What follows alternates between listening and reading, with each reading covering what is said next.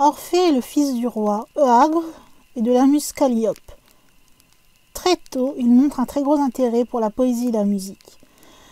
C'est Apollon qui lui fit don d'une lyre à 7 cordes conçue par Hermès. Les muses lui apprirent alors à en jouer, et en leur honneur, il rajouta 2 cordes à sa lyre, puisqu'il y avait 9 muses.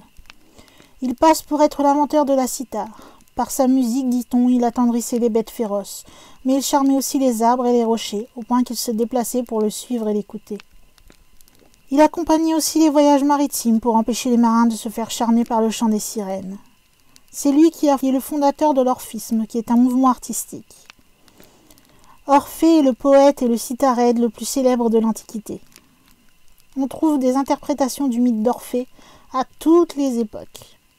Mais selon les histoires incroyables de Palaïphatos, Orphée n'a jamais dompté les animaux de sa harpe, comme le prétend le mythe.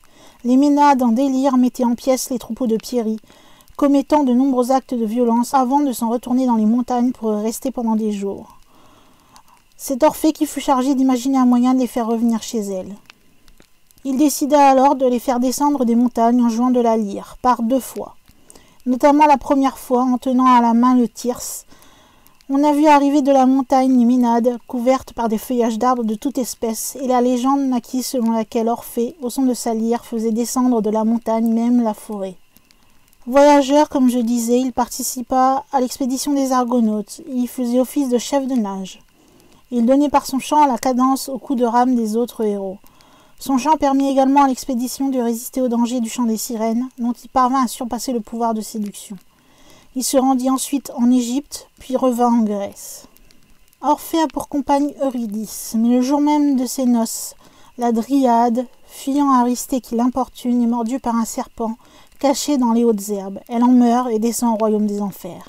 Orphée est alors inconsolable. Il descend aux enfers et après avoir endormi de sa musique enchanteresse le Cerbère, le monstrueux chien à 3 têtes qui en garde l'entrée, et les terribles Euménides, il a pu approcher le dieu Hadès et son épouse Perséphone. Il va parvenir, grâce à sa musique, à le faire fléchir, et celui-ci le laisse repartir avec sa bien-aimée, à la condition qu'elle le suive en silence et qu'il ne se retourne ni ne lui parle tant qu'ils ne seront pas revenus tous deux dans le monde des vivants. Alors qu'Orphée s'apprête à sortir des enfers, n'entendant plus les pas de sa bien-aimée, impatient de la voir et ayant peur que son amour lui échappe, il se retourne imprudemment, la perdant à jamais. Une autre version veut que lors de la remontée des enfers, Orphée sera sûr de la présence d'Eurydice derrière lui, en écoutant le bruit de ses pas. Parvenu dans un endroit où règne un silence de mort, Orphée s'inquiète de ne plus rien entendre, et craint qu'il ne soit arrivé un grand malheur à Eurydice. Sans plus attendre, il décide de se retourner et la voit disparaître aussitôt. Par la suite, Orphée va se montrer inconsolable. De nombreuses versions de sa mort vont circuler. Selon Pausanias, une de celles-ci dit qu'il fut foudroyé par Zeus pour le punir d'avoir révélé des mystères divins aux hommes qui l'initiaient. Pour Strabon, il aurait trouvé la mort dans un soulèvement populaire. La version la plus courante est que les Bacchantes ou Ménades éprouvèrent un vif dépit de le voir rester fidèle à Eurydice et le déchiquetèrent.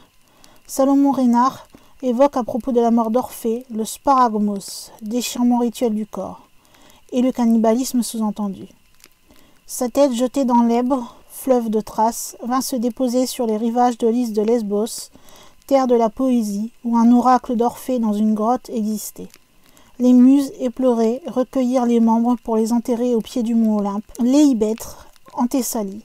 Après avoir ramassé tous les morceaux du corps d'Orphée, les muses prirent sa lyre, mais ne sachant à qui la donner, elles demandèrent à Zeus de placer l'instrument dans le ciel, en hommage au poète et à la musique. Zeus accepta la requête, et ainsi fut créée la constellation de la lyre. On prétendrait que sa tête continue parfois à chanter dans son tombeau, symbole de la survie posthume du poète par son chant. D'après Ovide, Bacchus, affligé de la perte du chant, attacha au sol par de tortueuses racines toutes les femmes édoniennes présentes à la mort d'Orphée, et elles furent métamorphosées en arbres. Il circulerait en Thessalie une légende au sujet de la tombe d'Orphée. Un oracle de Dionysos avait prédit que si les cendres d'Orphée étaient exposées au jour, un porc ravagerait la cité. Les habitants se moquèrent de cette prédiction, mais un jour, un berger s'endormit sur la tombe d'Orphée et, tout en rêvant, se mit à chanter les hymnes du poète. Les ouvriers présents dans les champs voisins accoururent aussitôt en grand nombre et se bousculèrent tant qu'ils en virent à éventrer le sarcophage du poète. La nuit venue, un violent orage éclata, la pluie tombait abondamment, et la rivière en crue inonda la ville et ses principaux monuments. La rivière en question est la Cis. Son nom signifie « port ». On peut dire que Orphée est sans doute un des rares mythes à avoir autant fasciné de l'Antiquité à nos jours. Il a fasciné les poètes, les musiciens, les dramaturges, les peintres, les cinéastes, les sculpteurs et les chorégraphes.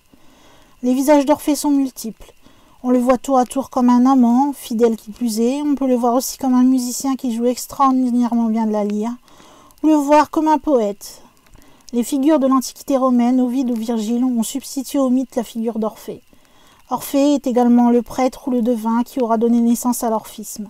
Ce sont tous ces visages, même si certains sont privilégiés, qui vont faire l'objet de nombreuses représentations, autant dans l'art visuel que dans la musique, mais aussi le théâtre, et notamment aussi le cinéma.